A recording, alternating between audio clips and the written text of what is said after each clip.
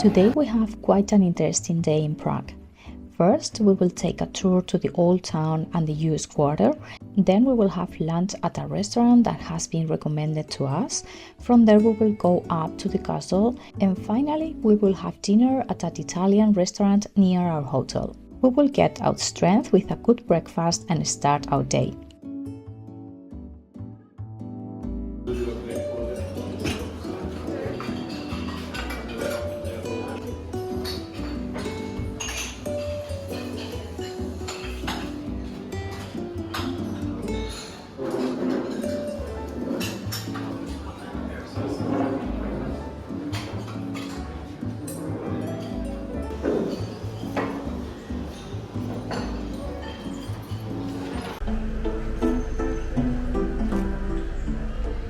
Our guide is waiting for us next to the Gunpowder Tower to start our tour of the old city and the US Quarter. In my previous video, I told you how beautiful the city is. It is like being inside a fairy tale with a medieval air. The part of the Old Town City was declared a World Heritage Site by UNESCO in 1992. Here we can see the oldest and most recognized buildings of the city. Prague is also known as the City of 100 Towers, and this can be appreciated if you go up to one of its viewpoints. The Old Town of Prague concentrates a great part of those 100 towers, and now we will see some of them. Prague has many well-known sculptures, and the sculpture of Il Commendatore is one of them. It was designed in honor of Mozart's opera Don Giovanni and has a certain air of mystery while being a bit disturbing. The Old Town Square is one of the most beautiful places in Prague. One of its main attractions is the clock tower in the Old Town Hall building. It is an astronomical clock from 1410 and consists of three parts: the calendar of Joseph Manes, the astronomical clock, and animated figures that move to the sound at every hour on the hour. Legend has it that the work was so well liked that when its creator, the clockmaster Janus, installed it, he was blinded so that he could not repeat his work anywhere else. It is true that it attracts a lot of people to see it in operation, and not always this show meets the expectations created. Whether you like it or not, it is advisable to be careful with your belongings, because the pickpockets take advantage of this moment to do their business. But the square is not only the clock tower. It also has other interesting buildings such as the Church of Our Lady of Tin, the Church of St. Nicholas, or Golkinski Palace.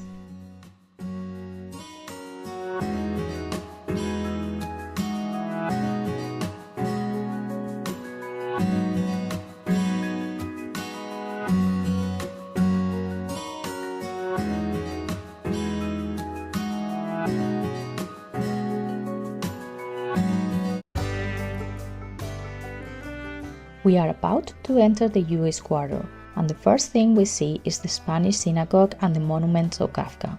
Prague has scattered throughout the city different tributes to his most famous writer. Later we will see the famous Kafka's revolving head.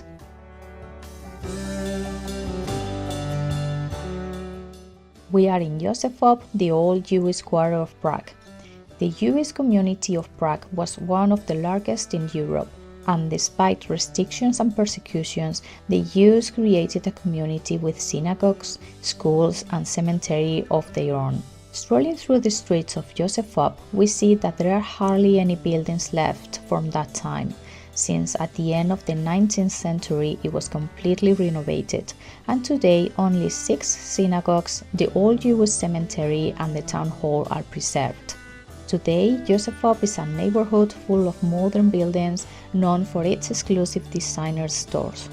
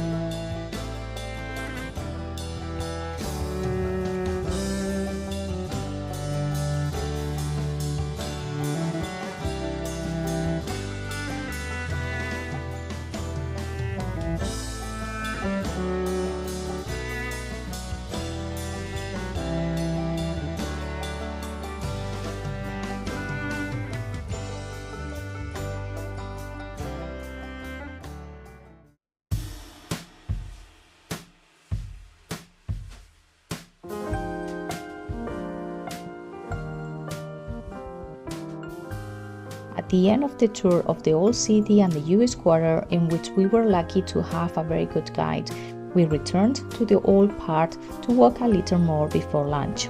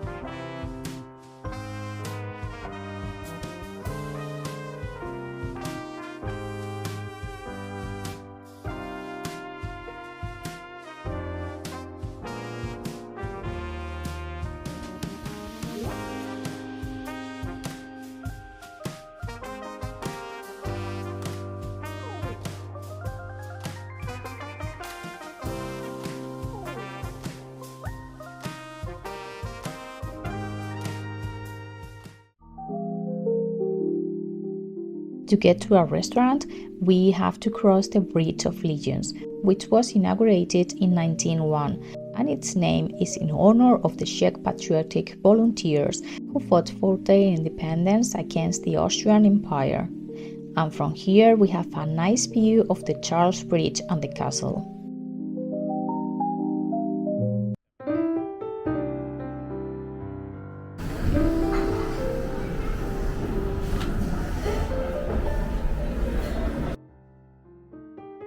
We came to this restaurant on recommendation. The atmosphere is pleasant and charming, although it must be said that they forgot our order, so that after 20 minutes of waiting for the food, we had to claim it to the waiter, and then brought it after a while. The food was correct, but it is not a place we will go back to.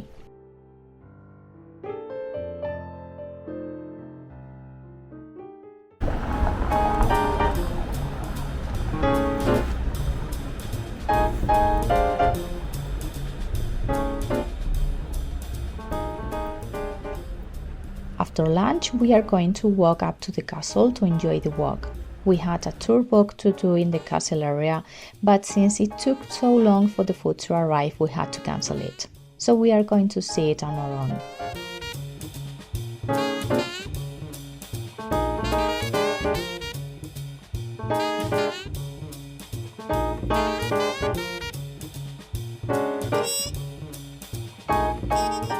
Prague Castle dates back to the 9th century and as a whole has an area of approximately 70,000 square meters. It is recognized by the Guinness Book of Records as the largest ancient fortress in the world. To walk up to the castle, you have two options, up the hill or by stairs. We preferred the stairs, and so we went a little deeper into the ancient streets. Once you are at the top, before entering the complex, if you go to the right, you can see wonderful views of the city and also get some fresh air after the climb.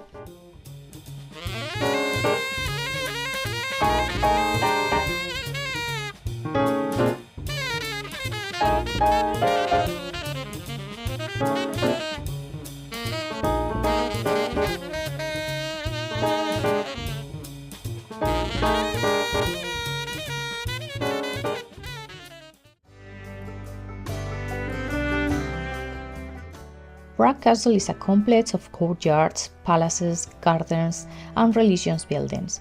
It is currently the official residence of the President of the Czech Republic. When the flag flies, it means that the President is there. One of the most important is the Cathedral of St. Vitus, a Gothic temple that imposes to have it in front of you. Inside you can visit the crown of St. Wenceslas.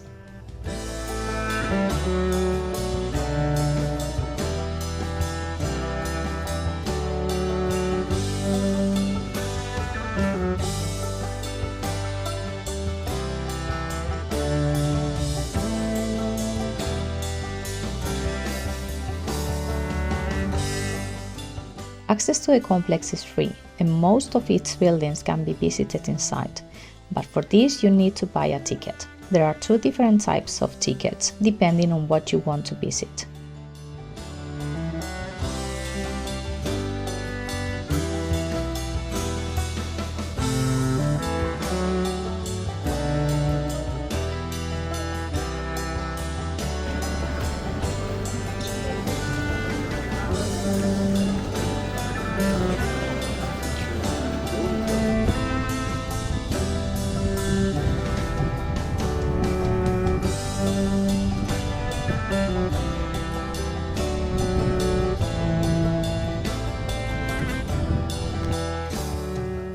We left the castle behind to follow the recommendation of the guide we had yesterday and visit the Wallenstein Gardens.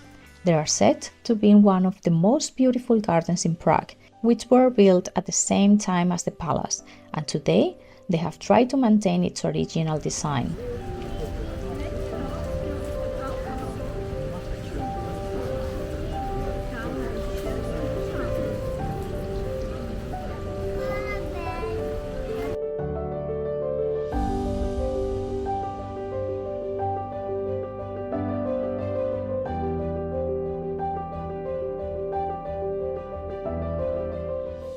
The Wallenstein Palace was ordered to be built in 1624 and was the first Baroque palace to be built in the city. Currently is the seat of the Senate and can be visited during the weekends.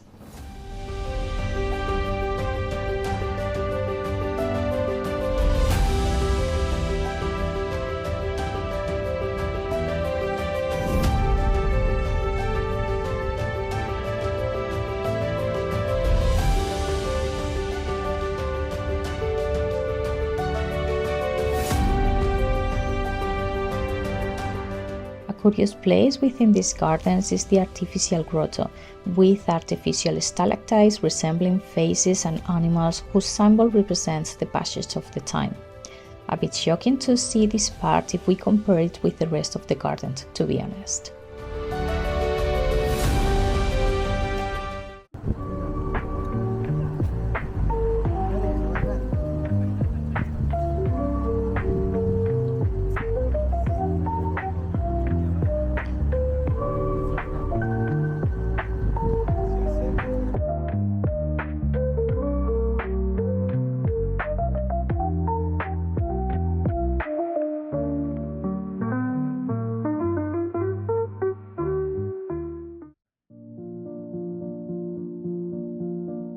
We cannot leave Prague without stopping by to see the work of Kafka's Head by David Czerny. It is one of the biggest tourist attractions of the city and consists of 42 stainless steel plates that move individually, rotating up to 360 degrees every so often to form and deform the head. The number of plates is not chosen at random, as it is the age Kafka was when he died. It is a tribute by the artist to the writer, which was installed in 2014.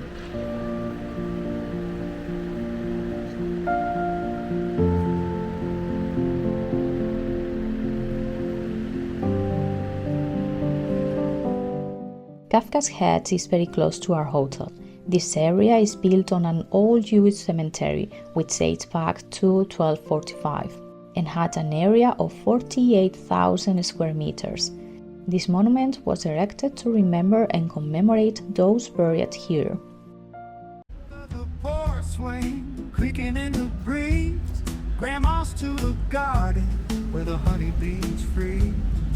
Daddy's old guitar resonating with the night. We'd sing the hometown blues by the porch of light. Cornfields stretching, golden as the sun. Picnic Sunday, just for fun. Mama's voice calling from the kitchen door. Smell of apple pie bringing us back for more. Oh, the hometown blues.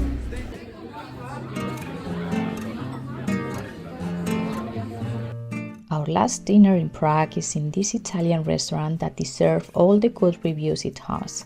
It is cozy, the service is very good, and the food is delicious.